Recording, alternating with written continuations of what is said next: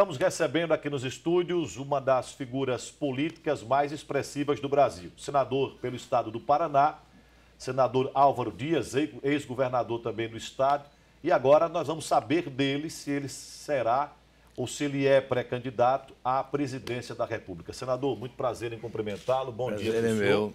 Bom dia. O senhor fará uma agenda extensa aqui hoje na capital. Qual é o motivo da sua visita aqui, senhor? É uma visita a Aracaju, a convite da Associação Comercial e Industrial. Nós teremos a oportunidade de conversar com lideranças políticas e, sobretudo, lideranças empresariais de Sergipe nessa palestra de logo mais às 13 horas. Mas eu queria fazer um registro aqui, viu, senador, importante. Já por duas vezes, né, a nossa produção ligou para o senhor e o senhor participou deste programa por telefone.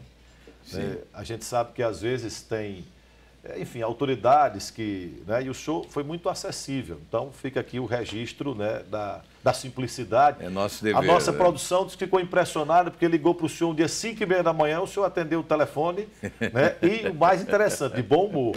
Né, porque de manhã tem que ser. 5h30 da manhã, não né, é fácil. Não é fácil.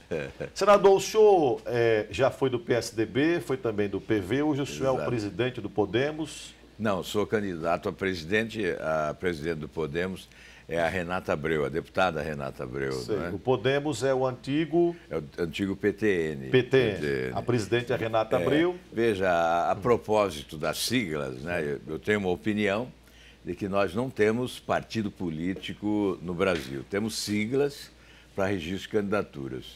É um dos males da nossa organização política, que está a exigir uma reforma política para que nós possamos construir partidos de verdade. Aliás, agora, a Operação Lava Jato, na voz de alguns dos seus procuradores, afirma que siglas partidárias no Brasil, algumas delas, se tornaram organizações criminosas. Veja a que ponto chegamos de degenerescência absoluta do quadro partidário brasileiro. Por isso eu digo, eu mudei algumas vezes de siglas, mas nunca mudei de partido, porque os partidos não existem. Então, mudando de sigla para não mudar de lado, mudando de sigla para não barganhar convicções, princípios, para preservar a coerência e na expectativa de encontrar um partido político que ainda não encontrei. Espero que uma reforma política, a partir de um presidente eleito, possa realmente permitir a construção de partidos verdadeiros no nosso país. Como é que o senhor se define? Um político de centro, de direita, de esquerda? Ou essas definições não existem? Como é que o senhor... Realmente é uma esquizofrenia, né? Uma loucura o debate sobre o posicionamento ideológico dos políticos no Brasil, né? Então, o ideal seria eu perguntar o que você considera da direita, o que você considera da direita, para eu poder me posicionar. Ou então eu apresentar as minhas credenciais e você me carimbar de esquerda, de direita. Então, na verdade, o que importa é a solução dos problemas. O que o povo quer? O que o trabalhador que está desempregado nesse momento quer? Ou a família que vê um filho doente sem atendimento no hospital, sem o médico, sem o medicamento? Ou a família que fica desesperada quando o filho sai de casa porque não sabe se volta em razão da violência? Então, o que a população deseja é solução para os seus problemas. Não importa se a solução venha da direita, venha da esquerda, venha pelo centro. Então, eu imagino que o correto, nesse momento de pragmatismo da população brasileira, de exigência de solução para incríveis problemas, é você somar aquilo que é bom. Se há algo bom na direita, vamos recolher. Se há algo bom na esquerda, vamos recolher. E, na verdade, temos que caminhar para frente, né, na busca do nosso futuro. O Brasil está desarrumado, houve uma desarrumação geral na administração pública brasileira e é preciso que a arrumação ocorra. E vamos aprumar o Brasil, né? Aprumar na direção do seu futuro, porque se isso não ocorrer, nós vamos ter ainda décadas de sofrimento da nossa população. Se a escolha for infeliz agora, neste ano, certamente esse país vai continuar sangrando e a população continuará sofrendo. No Senado, o senhor faz parte da bancada do presidente Temer, da oposição ao presidente Temer, e qual é a sua avaliação sobre o governo do presidente Temer? Depois do impeachment, nós ficamos numa posição desconfortável, porque eu encaro o governo Temer como o mesmo governo que ele sucede em função de um fato inusitado, que é a rejeição, o impeachment da presidente. Nós temos que considerar o impeachment um fato inusitado, embora nos últimos 20 anos tivemos dois, né, o do presidente Collor e agora da presidente Dilma, mas é fato inusitado. O que me interessa é que realmente é o mesmo governo, é a continuidade do mesmo mandato, houve a mesma eleição, o mesmo voto que elegeu Dilma, elegeu Temer. Quero vice. Eu, quando defendi o impeachment da presidente Dilma, queria um impeachment completo da presidente e do vice-presidente. Aí teríamos eleição imediatamente e não estaríamos vivendo esse trauma que estamos hoje, com a administração pública transformada em caos, porque o presidente da República é denunciado pelo Procurador-Geral da República como chefe de uma organização criminosa. E veja a que ponto chegamos. Primeira vez na história, um presidente, no exercício do mandato, é denunciado, e por 2 vezes, e já por 2 procuradores, é denunciado como chefe de uma organização criminosa. Quem pode, denunciado desta forma, fazer reformas consistentes no país sem a credibilidade e a confiança da população? Porque as reformas são essenciais. Então, eu me coloco como independente no Senado Federal, tenho feito oposição, porque eu considero prioridade a limpeza que se faz hoje no Brasil, e a limpeza tem que chegar no Palácio do Planalto também. Nós temos que prender todos os corruptos, e não apenas aqueles que estão sem mandato, não é? Por isso eu defendo o fim do foro privilegiado. Essa distinção entre uns e outros é ruim para o Estado de Direito e para a democracia. Nós temos que realmente ser todos iguais perante a lei. E, nesse contexto, eu não posso apoiar um governo com essa característica, com esse perfil, esse modelo de governo que é do balcão de negócios, né? Que vai ao Congresso comprar votos, comprar consciências, instala o balcão. E é evidente que isso se torna uma fábrica de escândalo de corrupção, não é? É a matriz da incompetência que há no país, porque esparramou, né? Saiu de Brasília, esse modelo foi clonado, foi transplantado para estados e municípios. E nós advogamos exatamente o fim desse sistema, a substituição desse sistema, que eu denomino de refundação da República. A solução para os problemas de segurança, de saúde, de transporte, essa solução para o desemprego, né, começa pela refundação da República, que seria a grande reforma no Estado brasileiro, passando não só do Executivo, mas Executivo, Legislativo e Judiciário, eliminando os privilégios das autoridades, porque isso provoca enorme indignação em quem trabalha, né, nos trabalhadores brasileiros, aqueles que estão desempregados, sobretudo, porque as pessoas acham que quem é pobre, quem é humilde, não tem inteligência para raciocinar. A inteligência não está na elite, muitas vezes ela está mais até ali na periferia, está ali na base dessa estrutura social, dessa pirâmide social. Eu entendo desta forma, muitas vezes o humilde, o pobre, o trabalhador é mais inteligente ao decidir sobre o futuro do país do que a elite. As pesquisas ensinam isso, historicamente. Verdade. O senador Álvaro Dias, o senhor acredita que Lula poderá ser candidato a presidente ou não será candidato em função dos problemas jurídicos? É uma questão que cabe à justiça resolver, né? Não nos compete, até porque como concorrente seria até deselegante eu dizer, eu não quero que seja, eu quero que seja, não é? Mas se nós formos encarar a legislação vigente, não será candidato. Nós temos a lei da ficha limpa, né, que implica inelegibilidade, ou seja, não pode disputar a eleição quem é condenado por um pleno de qualquer tribunal, foi condenado no pleno do Tribunal da Segunda Instância. E há também a jurisprudência do Supremo que, condenado na segunda instância, vai para a prisão. Mas isso compete à Justiça, nós temos que aguardar e respeitar a decisão judicial e, evidentemente, quem for candidato terá que se defrontar com todos os demais, inclusive conosco, né? Nós vamos estar presentes nesse pleito, ocorra o que ocorrer, nós iremos até o final. Uma pergunta, senador. O senhor acredita em vidente, não?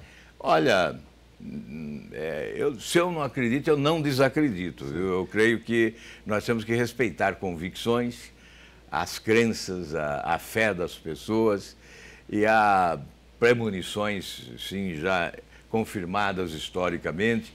Então nós não podemos desdenhar disso, não. Certo. Sabe? Às vezes nós brincamos um pouco, mas é evidente que não podemos desdenhar, porque há muita coisa entre o céu e a terra, além dos aviões. Eu fiz essa pergunta ao senhor porque aqui, em entrevista a este programa, o Carlinhos Vidente, que é paranaense, seu conterrâneo, ele fez algumas previsões, né? A época, aqui tem os clubes de futebol, um dos tradicionais clubes aqui é o Confiança. Certo. Que disputava a Série C, como disputa hoje.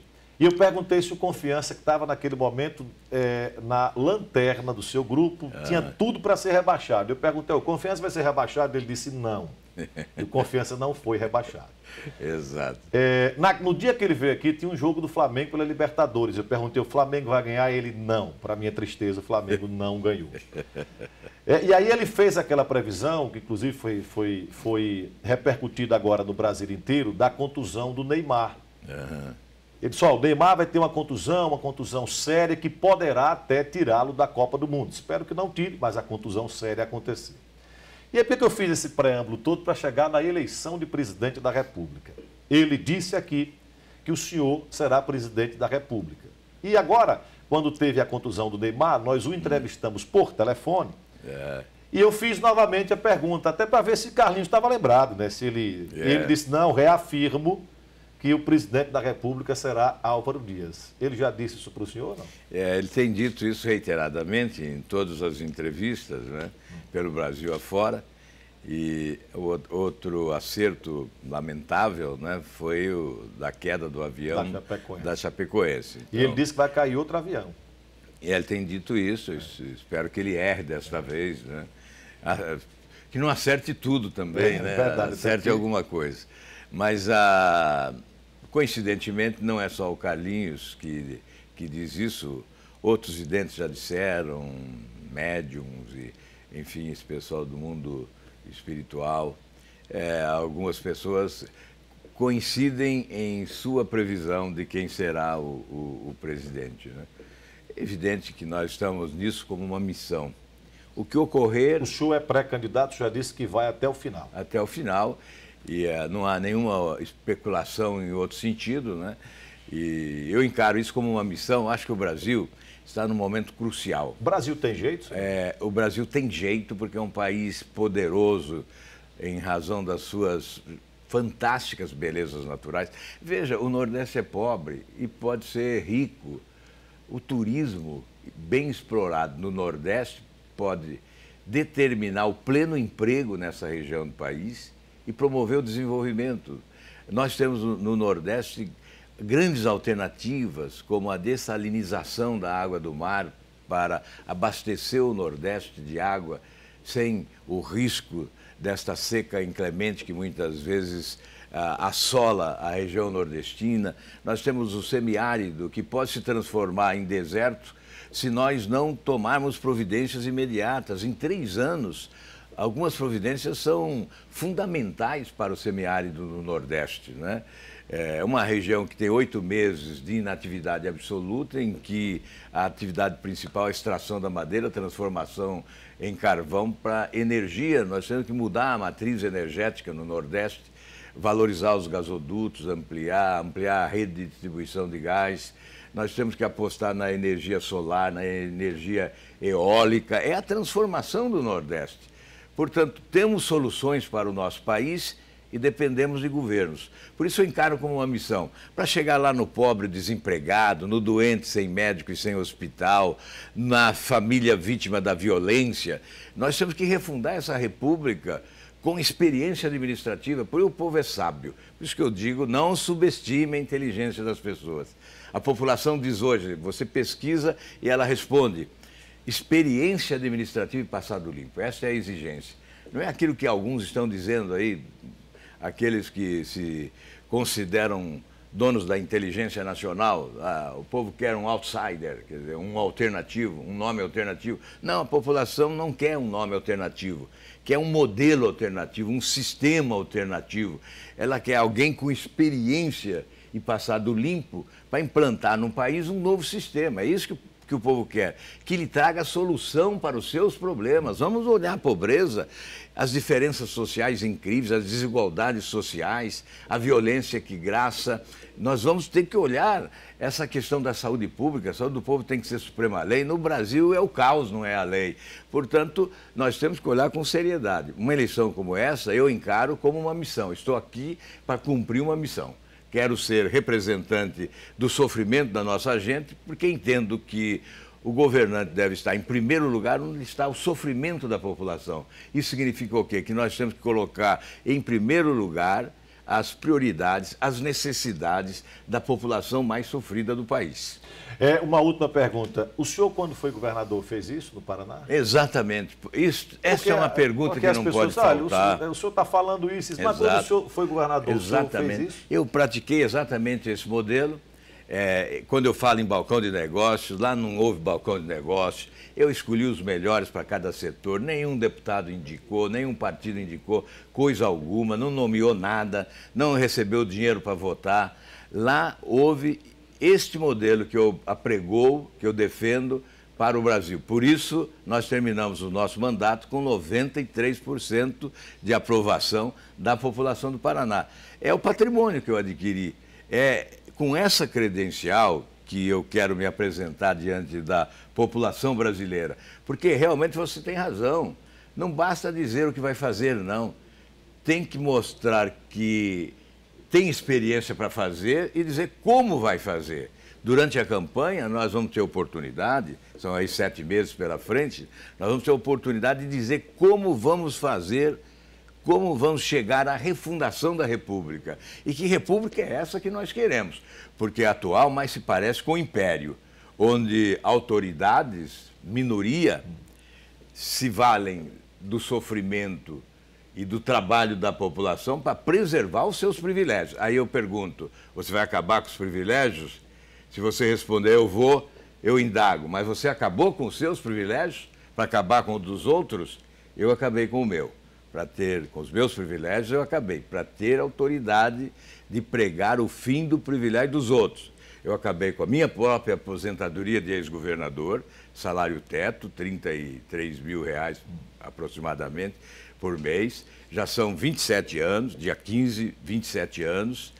Isso significa mais de 11 milhões que poderiam estar na minha conta bancária e ficaram nos cofres do governo do Paraná. Eu não recebi essa aposentadoria, não recebo um centavo dela, não recebo auxílio moradia de R$ 5.500 por mês, eu não recebo a verba indenizatória de R$15 mil por mês, portanto, uma economia para os cofres públicos mensalmente de mais de R$50 mil por mês, aproximadamente R$1 milhão por mês por ano, se nós considerarmos também a aposentadoria. Eu acho que é respeito às pessoas, busca de autoridade, de credibilidade para promover mudanças, para prometer o fim dos privilégios, com reformas que começam, portanto, no andar de cima, onde nós estamos, nós, as autoridades, privilegiadas por uma legislação que tem que ser alterada, como essa do foro privilegiado, por exemplo.